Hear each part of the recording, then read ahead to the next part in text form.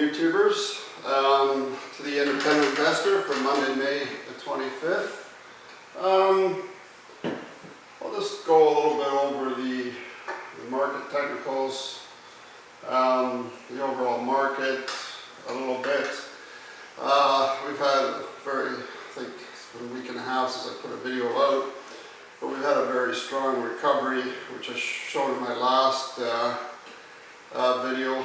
Now with the FANGs like your Facebook, Amazon, Netflix, Google, Alphabet, all actually have gone on to new highs. I made just an index adding those together on each signal, and now they're about 300 points higher than the last peak.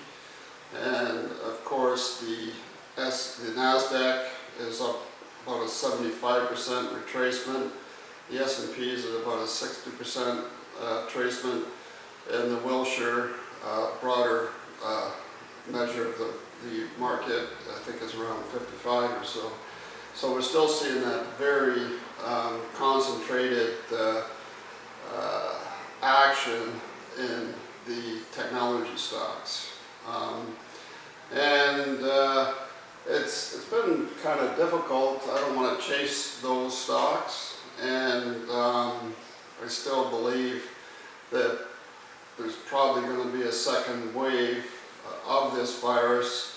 And also, as I said here, more bullish. I did put another 10% of cash into the market, so now I'm about 80%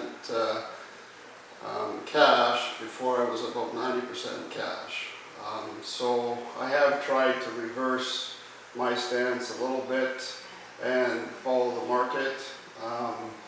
We've really had a V-shaped recovery in the market, like I say, especially the NASDAQ and the FANGs, though it's, to me, highly unlikely that the economy will recover as fast, and there's still a risk of a second wave with the COVID-19.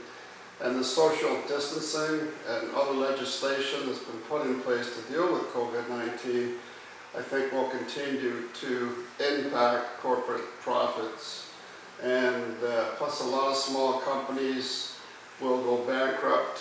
Here in Toronto, Ontario, I've read 70% of the businesses could close their doors permanently if this goes on for another 4 weeks. So those businesses won't be coming back. The people that worked in those restaurants aren't going to be employed, and they're not going to be spending money, shopping and that type of thing. In North America, about 70% of GDP is from kind of retail sales. So this is one thing I found here too. The market action baffled me a bit. The worse the news gets, the more support there will be from central banks, and therefore more liquidity as far as some investors are concerned, which is why they're buying. That's not the Main Street view, but it's a Wall Street view. So basically, what I've talked about in previous videos is it's just really the central banks and all their money printing. We're up now up to about $6 trillion on the fiscal side, and the Fed itself has printed about $3 trillion. So that's a total of $6 trillion. So if you go 6 times 4, that's $24 trillion. If you analyze that, and the GDP of the United States total is 21.1 billion.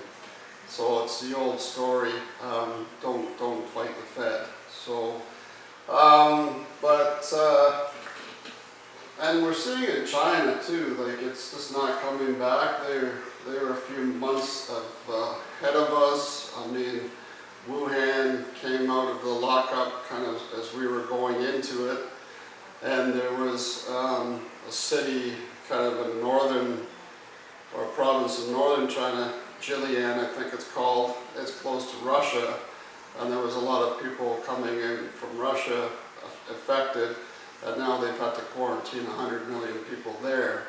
So now we're seeing in Ontario, we're opening up the beaches and the parks, and a lot of people now aren't respecting the social distancing, and we could have a second wave.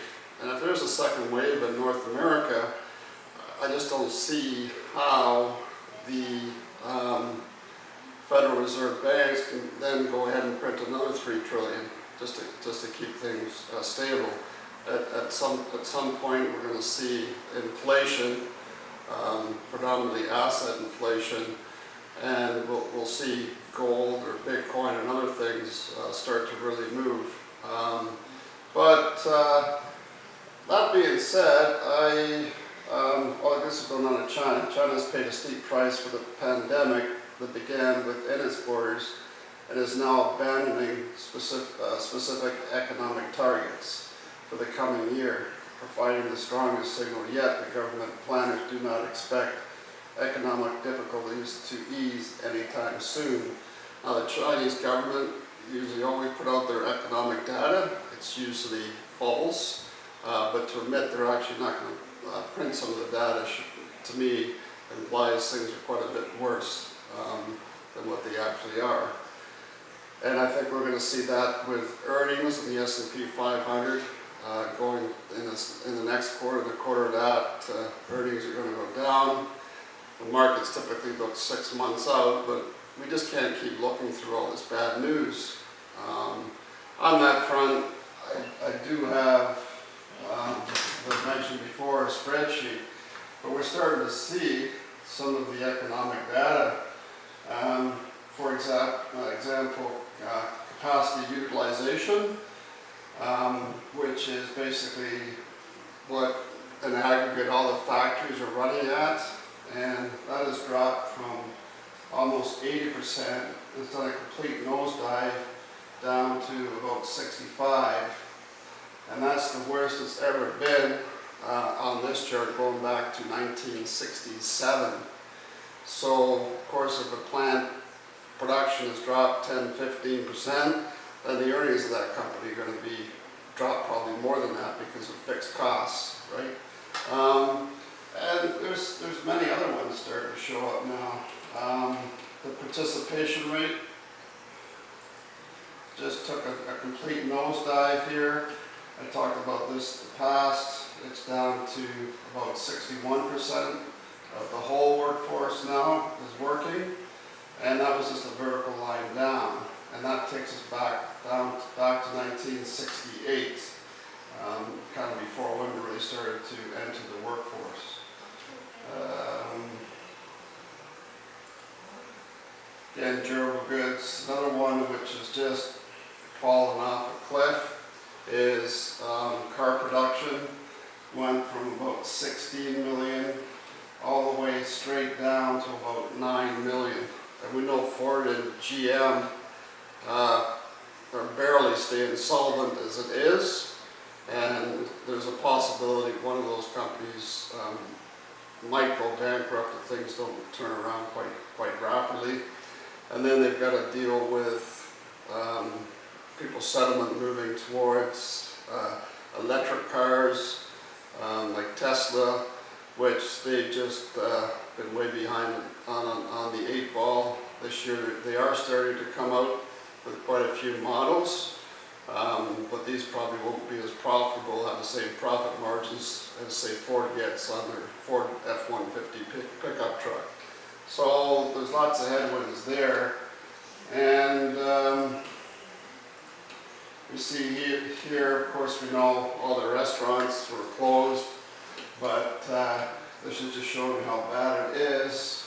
Went from $2 trillion in sales right down to 1,600, and you got to remember this is probably just catching the beginning of COVID-19. Some of this data comes out weekly, some of it comes out monthly, and some of it comes out quarterly. And we can go on, no change really in corporate profits too much. And then we can see the money supply just spiking. $1 trillion on the M1 money supply, which I've talked about. Of course, the M2 is up.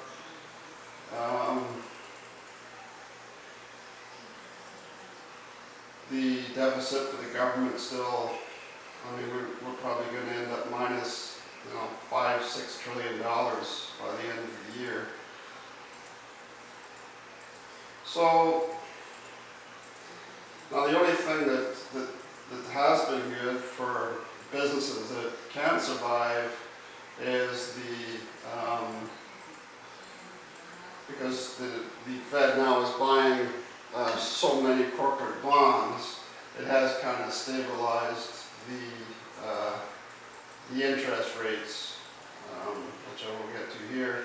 The junk bonds spiked all the way up to over 10 or 11%, and that just would have put most companies right out of business. Companies got junk bond rating, just doesn't have enough money or cash flow to be able to see their interest rates double. But that's came back down into about the 8% range, and the BBB bond, which is kind of which went up to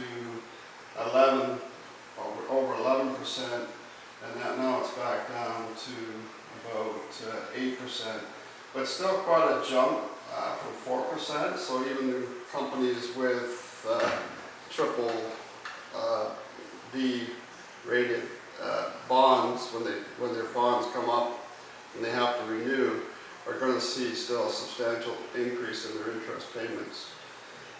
So that being said, I did say I bought a few more equities just to try to capture some of what's going on.